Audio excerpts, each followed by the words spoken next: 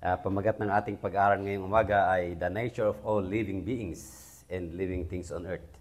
Ano ba ang likas ng lahat ng mga nilalang? Both in the animal kingdom and in the plant kingdom. Di ba may tinatawag na paglago o growth, no? The nature of all living beings and all living things on this planet is growth. This is the same with present truth and spiritual aspects or matters. At ito po ay maliwanag naman nakasulat sa Bible, kung ating babasahin ang Mark chapter 4 verses 26 to 29, ang sabi rito, "And he said, so is the kingdom of God as if a man should cast seed into the ground, and should sleep and rise night and day, and the seed should spring and grow up, he knoweth not how. For the earth bringeth forth fruit of itself, first the blade, then the ear, after that the full corn in the ear. But when the fruit is brought forth, immediately he put it in the sickle, because the harvest is come." So yung ating spiritual na paglago, mga kapatid, ay katulad nga ng tanim, no? Katulad ng mais na mula sa binhi, no? Hanggang ito'y itanim at tutubo sa lupa, hanggang mamaya may mga dahon na, at mamaya mayroon ng mga, yung bunga, no? Hanggang sa mag-mature na yung bunga at ito ay handa ng anihin. So yan po ang sinasabi. At sa paliwanag dito ng Espiritu ng Hula, mababasa natin sa Child Guidance 162. Sabi rito, "The germination of the seed represents the beginning of spiritual life, and the development of the plant is a figure of the development of character. There can be no life without growth." Ano daw po? Walang buhay kung walang paglago. Oo nga naman, ang isang non-living things lang ang makikita mo na steady, na hindi lumalago, di ba? Ganun na siya, simula una. Pero kung buhay din man lang yan, halaman man yan, hayop man yan, o tao yan, meron ka talagang makikitang paglago. Ganun din daw sa ating spiritual life. Mula sa pangit na ugali, pero habang tumatagal naman, na-develop, nare-refine yung ating pag-ugali habang dumarami ang ating nalalaman na kautuhanan. The plant must either grow or die, sabi dito . Kung hindi mag-grow, mamamatay yun, ibig sabihin. As its growth is silent and imperceptible but continuous, so is the growth of character.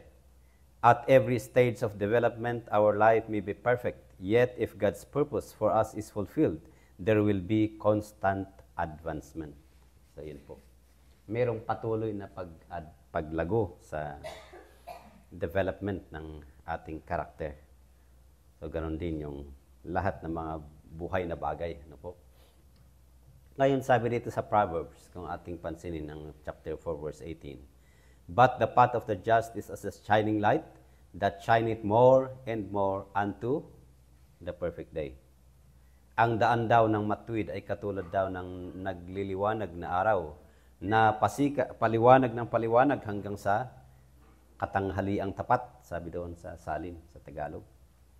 Katulad ng araw ba? Ano ang pagkakaiba ng alas 6? Sinag ng araw sa alas 6 hanggang alas 8, alas 10 hanggang alas 12. Di ba magkakaiba yun? Yung sikat ng araw, paliwanag ng paliwanag hanggang sa katanghaliang tapat. So, ganun din daw ang daan ng isang matuwid. Kaya sa Ephesians chapter 4, verse 14 and 15, sabi, "That we henceforth be no more children, tossed to and fro, and carried about with every wind of doctrine by the sleight of men, and cunning craftiness, whereby they lie in way to deceive. But speaking the truth in love, may grow up into Him in all things, which is the head, even Christ." So, kapag nalaman natin ang kautuhanan, lalo na tinanggap natin ang kautuhanan na may pag-ibig, at ito ay ipinapahagi natin na may pag-ibig, ano ang sabi nito? May grow up into Him in all things. Tayo ay lumago sa sa lahat ng bagay. Bigyan sa spiritual, sa kalusugan, sa lahat ng bagay, sabi nga dito na maging katulad ni Kristo na ating ulo ng ating pananampalataya. Ngayon, sabi dito na tayo sa kalusugan. Sa tinanggap nating health reform. Noong una, ano ang sabi ni Esther White? Volume 7, 135, paragraph 1. "Milk eggs and butter should not be classed with flesh meat. Oo nga naman eh. Bagamat ito ay byproduct ng meat ng mga hayop. Pero ang gatas daw, itlog at butter, itong butter naman ay byproduct ng milk, di ba? Kasi sa milk galing yung butter eh. Ay hindi ibibilang na flesh meat. Kaya nga, noong panahon na yan, nagsisimula ang Adventism ay pwede. At sinabi pa nga dito, in some cases, the use of eggs is beneficial. Maliban sa mataas ang protein nito, ay mayroon pang mga elemento na nakakatulong. At sabi pa nga dito, doon sa ibang statement, may property daw sa egg na counteract poison, di ba? Sabi doon. Okay. Bagamat kung gusto mong gumawa ka ng lason, gagamitin mo yung egg. Na mayroon akong nabasang isang research na kung gusto mong gawa ng poison, yung egg, ilaga mo ng ilaga, magiging lason yun sa katagalan. Ganun pala yun. The time has not come to say that the use of milk and eggs should be wholly discarded. There are poor families whose diet consists largely of bread and milk. They have little fruit and cannot afford to purchase the nut foods. Mahal nga naman ang nuts. In teaching health reform, as in all other gospel work, we are to meet the people where they are. Until we can teach them how to prepare health reform foods that are palatable, nourishing, and yet inexpensive, we are not at all at liberty to present the most advanced propositions regarding health reform diet. Kasi ang health reform nga, di ba, is step by step. Hindi natin kaagad ipipresent ang health reform sa kanyang pinaka-advanced na status. Sapagkat, yung mga iba, lalo yung mga sanay sa mga pagkain na mga carnivorous at ng iba pa, may hirapan sila kung kaagad-agad na doon sa pinaka-advanced stage. Kaya step by step, Kaya nga sa pagtuturo ng health reform, katulad din ng gawain nga sa Ebanghelyo, ay kinakailang imit daw natin ang mga tao kung saan sila. Kung halimbawa, sanay nga naman sila sa pagkain. Nung iba, ang kumakain, isang bandihadong pagkain, pagkatapos isang tuyo ang ulam, tapos tuturuan kaagad natin ng ganito. Pinaka-advanced na state ng health reform. Baka sa halip na magiging beneficial sa kanila ang health reform, nagiging, sabi nga nila, health deform. At sa pag-prepare ng mga pagkain, dapat naman palatable. Kahit simple, pero sabi nga, palatable. That invite appetite, di ba? Sabi doon, sa ibang mga nakasulat. Nourishing, simple, but palatable. Kaya yan ang sabi dito. Na turuan natin daw yung mga tao paano i-prepare yung health reform foods na palatable at nourishing. Na kahit hindi naman mamahalin. Ayun. Ngayon dito, sa susunod, sa second paragraph ito, ng the same page, ng 7, Testimonies Volume 7, sabi dito, let the diet reform be progressive.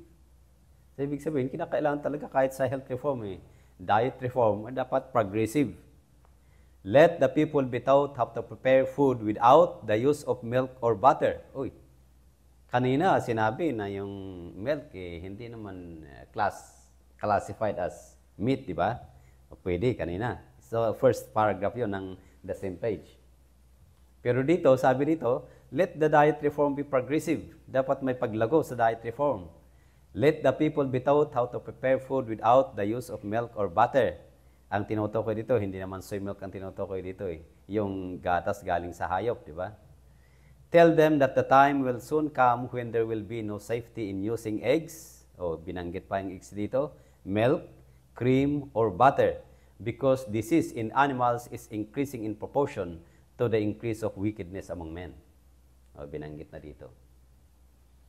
Na darating daw ang panahon, at malapit na, sabi nga, kailan ba isinulat yan? Alam ko, 19th century pa, di ba? Ngayon, nasa 21st century tayo. Tell them that the time will soon come when there will be no safety in using eggs, milk, cream, yung lahat ng mga binanggit dito, yan? Milk, cream, at butter, lahat yan, byproducts ng milk yan, di ba? Because this is in animals. Dahil ang lahat naman yan galing sa hayop. Cow's milk, actually. At meron ding goat's milk. Kaya lang, goat's milk, bihira yata ang ginagamit sa mga ganyan produkto kasi mahal yon. Mostly cow's milk yan, pinanggagalingan ng mga ito. Dahil ipakita sa propetesa na yung mga sakit sa mga hayop ay parami ng parami na kaayon doon sa paglago rin ng kasamaan sa gitna ng mga tao. At yung paraan nga ngayon ng pag-produce ng milk ay hindi na maganda. Dati, ang mga baka ay pinapakain lang ng damo. Sa pastuhan lang yan, di ba? Pero ngayon, alam niyo kung paano pinapakain ngayon ng mga baka? Andun lang, nakalagay lang sa kulungan. Ang pinapakain, mga feeds.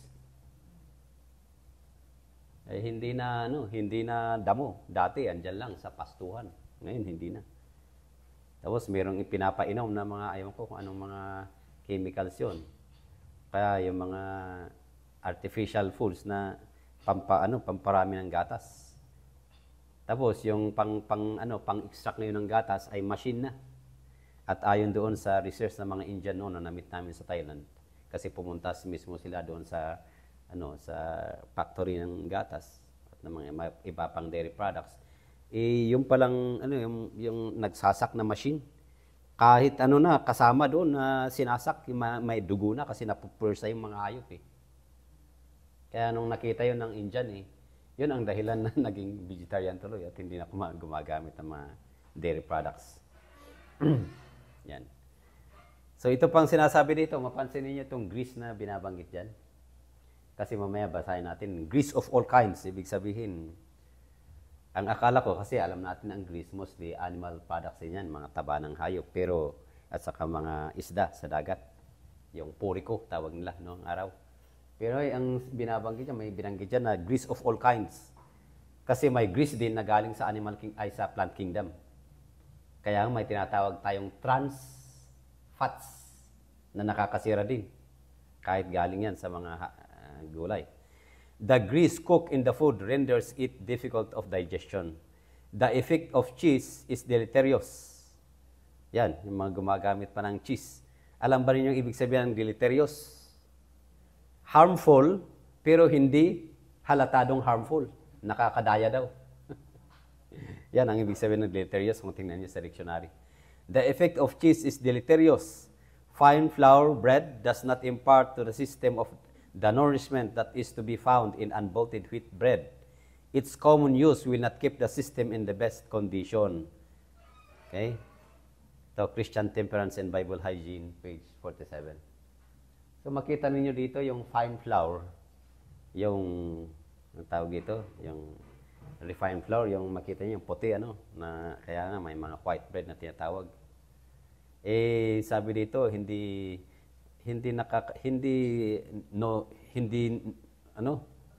nakapagbibigay ng nourishment, tamang nourishment sa katawan. Okay? Hindi katulad ng mga natatagpuan na nakukuha natin sa mga wheat bread. At yung common daw na paggamit nito ay hindi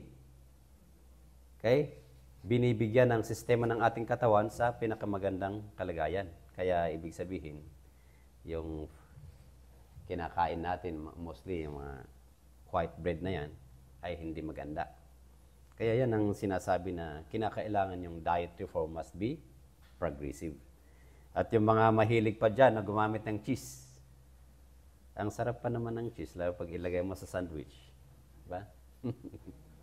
Hindi natin na i-deny. Paborito natin yan I-slice mo yung cheese, ilagay mo sa sandwich, ipainit mo. Naku, napakasarap kainin.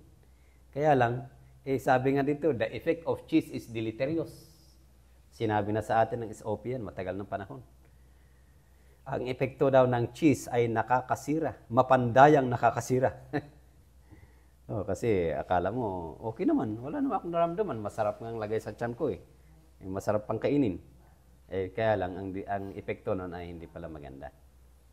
Kasi ang cheese, alam ba natin ang cheese na sa pag-produce ng cheese, kung pupunta kayo sa paggawaan ng cheese, yan ay gatas na iipunin nila tapos ilalagay sa isang lagayan.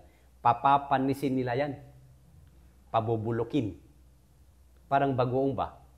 Na pag-una, yung habang nabubulok, napakabaho. Pero habang tumatagal na nabubulok na ganon, sa process, mamaya maging mabungo na, nawawala na yung baho. Ganyan yung pag-produce ng cheese. Yan. Ito pa, counsels ay Christian Temperance in Bible Hygiene, page 47, sabi dito. Fruits, grains, vegetables prepared in a simple way, free from spice and grease of all kinds. Kasi marami nang klase ng grease, ng grasa, kumbaga. Hindi naman ito yung grasa na galing sa petrolyo, kundi yung mantika ba? Sibo. Yan, sibo. Grease of all kinds, make with milk or cream the most healthful diet.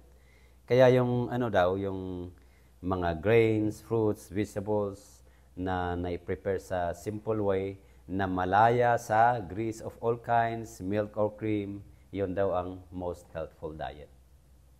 Yan. So sinasabi dito ang ating paglago sa diet. Kasi kinakailangan yung diet reform nga ay maging progressive.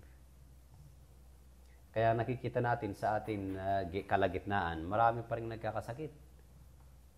May nagkakakanser, ilan na ang namatay na kanser kaya namin po natin. At saka namatay sa mga iba pang maralang mga sakit. Dahil yung ating health reform minsan, maliban sa bago nag-reform, dati nang abusado sa kalusugan, di ba? Kasi hindi naman ipinanganak yung iba na yan namamatay, hindi naman ipinanganak na reform yan. Dati abusado na sa katawan. Ngayon, pag andito na tayo sa liwanag ng health reform, ay dapat para tayo makabawi, kinakailangan ang health reform natin ay palago, pataas. At yun ang itinuturo sa atin ng SOP, ng ating diet reform ay dapat na progressive. Hindi mananatiling stagnant. At least may paglago.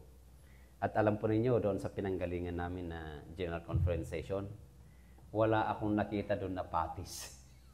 Kita mo, Brother Sam? Kasama si Sister Wing doon kasi kasama doon sa nag-voluntary sa kitchen. Hindi sila gaano mahilig doon sa piniprito, pinapatis.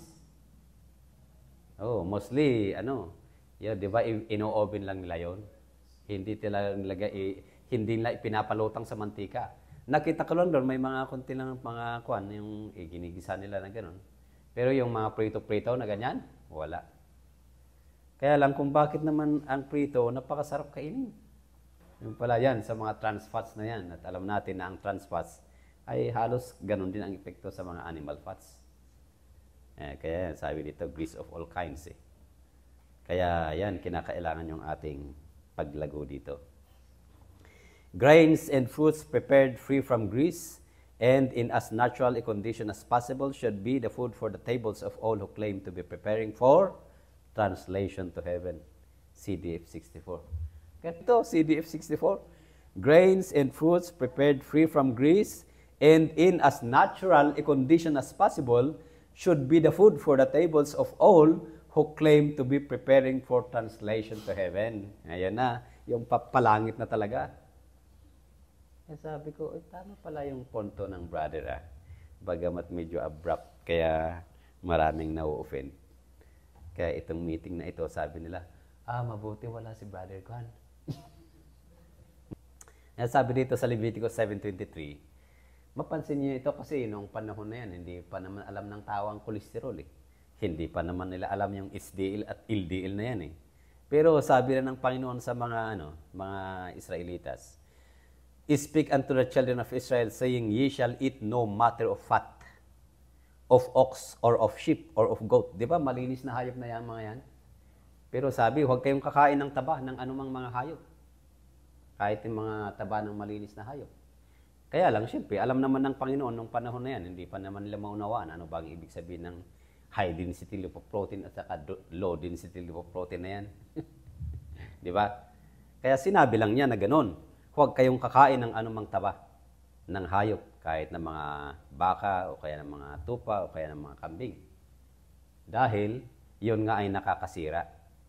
At ngayon, bagamat tayo ay hindi kumakain ng taba ng hayop, pero sa research nga ng science ngayon, na-discover na ito palang mga tinatawag na trans fats.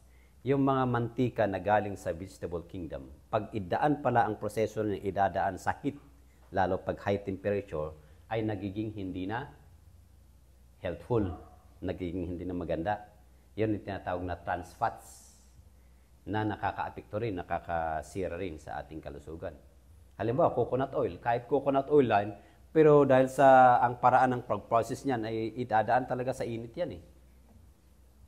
At kahit yung tinatawag nating unsaturated fats, yung yung tinatawag nilang polyunsaturated fats katulad ng corn milk, ay yung corn oil, yung soybean oil.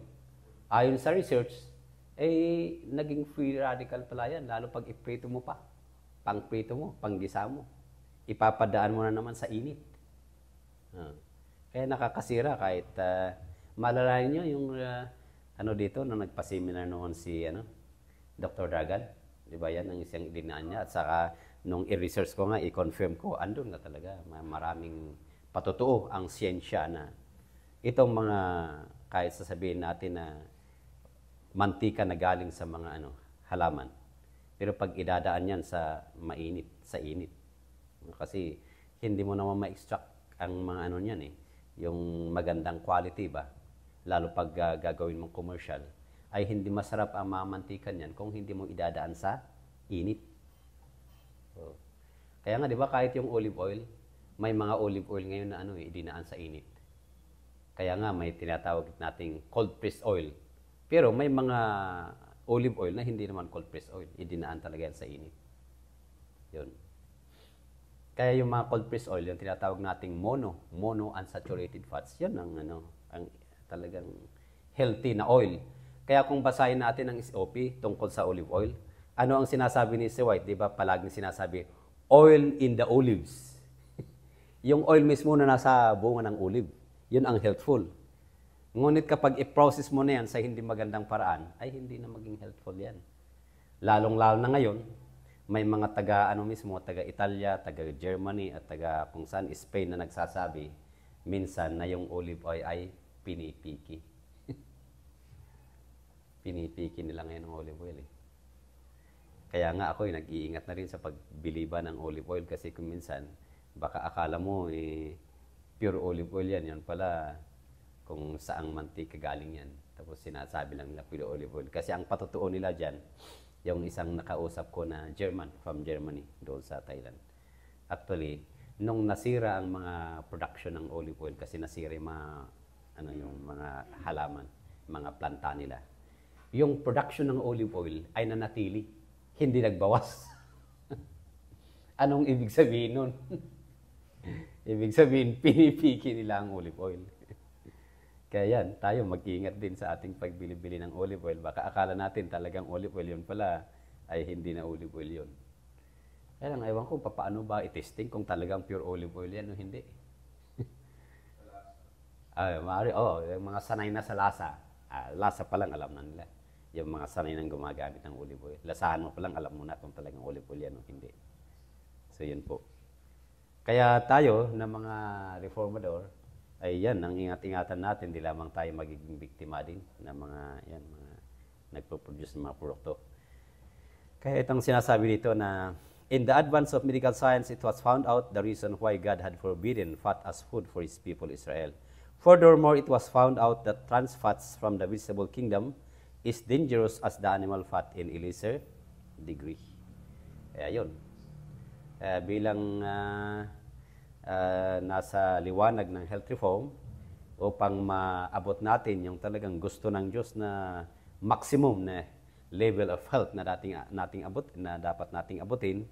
So, yung sinasabi sa atin ng kinasihan na kinakailangan yung diet reform ay maging progressive. Palago ng palago ang ating pagre-reforma sa pangkalusugan. At naalala ko yung lesson natin noon tungkol sa buhay ni Elijah. Malalaan niyo yun sa lesson natin, naging lesson natin yan. Noong una, ano yung inihanda ng sa kanya? Ng anghel? May langis pa yun Abay, nung bandang huli, wala nang langis. Yung niluto. Ano sa ating lesson, kung mapansin ninyo, kahit doon sa hari, di ba? Ando naman yung record nun sa Bible. Tinitingnan niyo yung paglago na inihahanda ng Panginoon sa kanyang bayan. Ganun. At tayo, alam naman natin na we represent Elijah. Di ba? Kaya kung paano yung paglago ng diet ni Elijah bago siya dalhin sa langit, ganun din tayo bilang bayan ng Diyos. So, hanggang dito lang po ang ating pag-aaral. At nawa ay maisakatuparan sa atin yung layunin ng health reform na magiging progressive na po upang ang ating health ay maging progressive din. Muli, magandang umaga sa ating lahat.